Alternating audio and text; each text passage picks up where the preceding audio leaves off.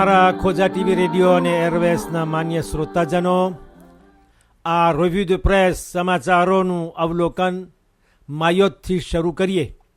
માયોત એક નાનું ટાપુ છે જે માડાગાસ્કારના ઉપલા ભાગમાં ઉત્તર દિશામાં ઓ નોર્થ de માડાગાસ્કાર કનાલ de મોઝામ્બિક દરિયામાં આવેલું છે અને તે ફ્રાન્સના કબજામાં તેનું એક પ્રાંત છે, દેપાર્ટમેન્ટ. માયોત ખાતે ગઈકાલ ઇલેક્શન મ્યુનિસિપાલ નગરપાલિકાની ચૂંટણી વખતે સિક્લોન વાવાઝોડું હેલેન મહેમાન થયો હતો અને સાંજના બ્યુરો de vote બંધ થાય મતદાન ઓફિસ તેની સાથે આલેર્ટ ઓરાંજ નારંગી ચેતવણી, આલેર્ટ રૂજ લાલ ચેતવણી અગાઉ હોય છે તેને ઉઠાવવામાં આવી. પાણીના પૂર જોશ મારી રહ્યા હતા. એક જગ્યાએ રસ્તો થોડી નુકસાની ભોગવ્યો હતો. અખબારમાં કોઈ જાની કે માલી નુકસાની વિશે જાહેરાત આવી નથી અને આ સિક્લોન હેલેન વાવાઝોડું તોફાન માડાગાસ્કાર તરફ સફર કરી રહ્યું છે એવા ખબર મળ્યા છે. હવાપાન મોસમ મેટેઓના નિષ્ણાતોનું કહેવું છે કે ગયા 50 વર્ષની અંદર કનાલ de મોઝામ્બિક દરિયામાં આવું જોરદાર તોફાન કદી આવ્યું નથી. વાવાઝોડું બહુ જ નાનું છે પણ બેહદ જોરદાર ખડતલ છે એમ લોકોથી ત્યાં છાપ્યું છે. હંમેશા દુશ્મન નાનો કેમ ન હોય પણ તેનાથી ચેતીને રહેવું. હમણાં કોઈ વોટ્સઅપમાં મેસેજ મોકલ્યું હતું કે એક ઝાડમાંથી લાખોની સંખ્યામાં બાકસની સળી બને છે, પરંતુ તે જ બાકસની એક જ સળી પૂરતી છે તે લાંબા મોટા મજબૂત ઝાડને ખતમ કરવા માટે. દુશ્મન ભલે એક કેમ ન હોય પણ તેને કદી કમજોર સમજવો નહીં. ₹1 અથવા યુરોમાંથી લાખો કરોડો અબજો રૂપિયા યુરો બને છે. છેવટમાં છાપાની અંદર જણાવ્યું છે કે આ વાવાઝોડું હેલેન આફ્રિકનું દેશ મોઝામ્બિકના કિનારાઓ તરફ જઈ રહ્યું છે અને માડાગાસ્કારના કિનારાથી દૂર હટતો જાય છે. એતાઝયુની અમેરિકાના એક રાજ્ય વોશિંગ્ટન ખાતે એક સ્થળે ગયા શનિવાર 22 માર્ચના ડુંગરનો એક ભાગ નદીની અંદર પડતા વિનાશક કાદવ સરકી રહ્યો હતો. કુલે de boue dévastatrice. કહેવાય છે કે આશરે 30 માણસોને મોત નીપજ્યું છે, 30 મોર અને 30 માણસો લાપતા છે, 30 personnes disparues.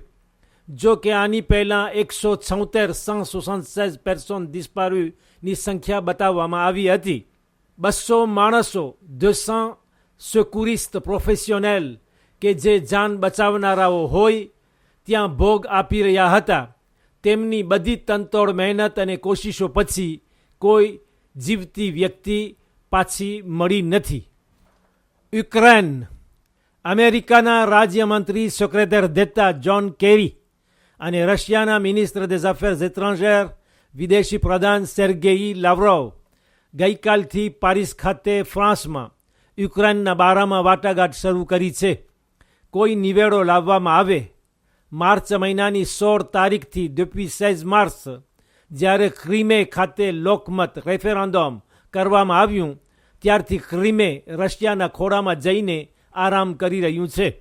આ ક્રીઝ, આ કટોકટીને કેમ ખતમ કરવી તેના પર વિચાર કરી રહ્યા છે અને રશિયા અમેરિકા વચ્ચે જે મલકુસ્તી બ્રા de fer ઉત્પન્ન થયું છે તેને દૂર કરવામાં આવે.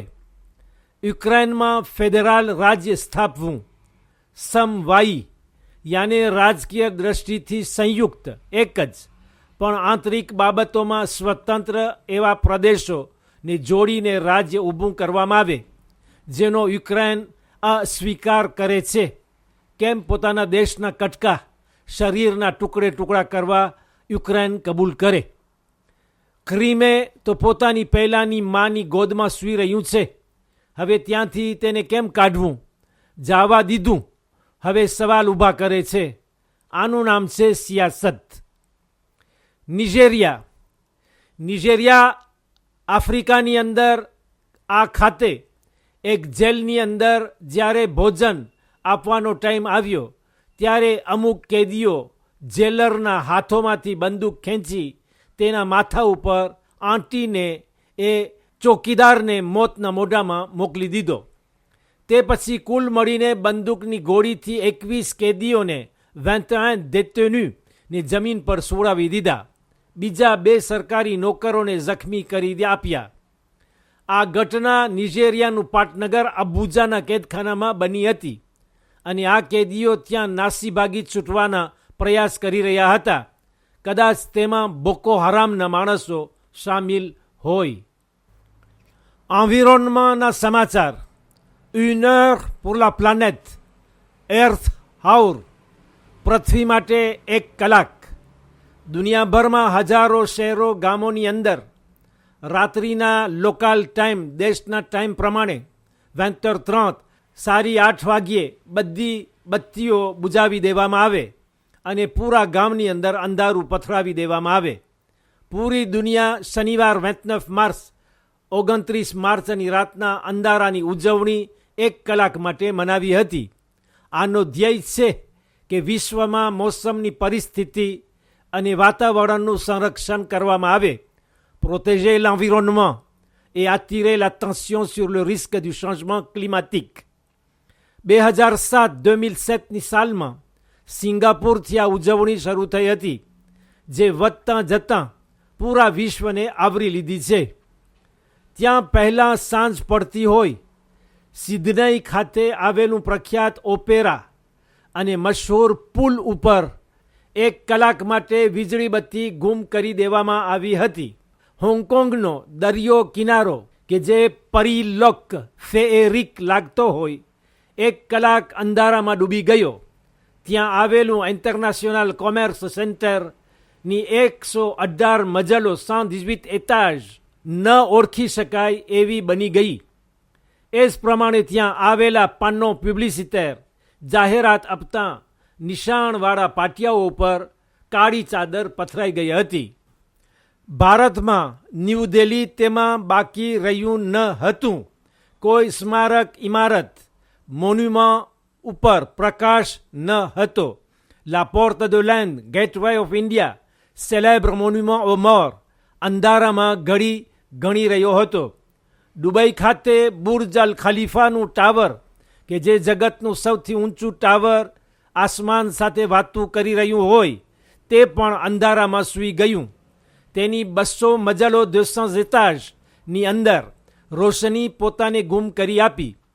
પારિસ ખાતે ટૂર એફેલ ઉપર ફક્ત 5 મિનિટ seulement 5 મિનિટ બત્તી બુજાવી દેવામાં આવી સંરક્ષણ કારણો રેઝોન de sécuritéના લીધે.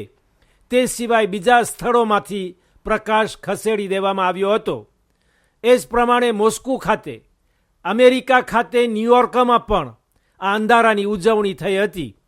પણ તે સમયે કે સિંગાપુરમાં હવે દિવસ ઉગવાની તૈયારીમાં હતો અથવા દિવસ ઉગી ગયો હતો ત્યારે ન્યૂયોર્ક ઉપર અંધારું છવાયું.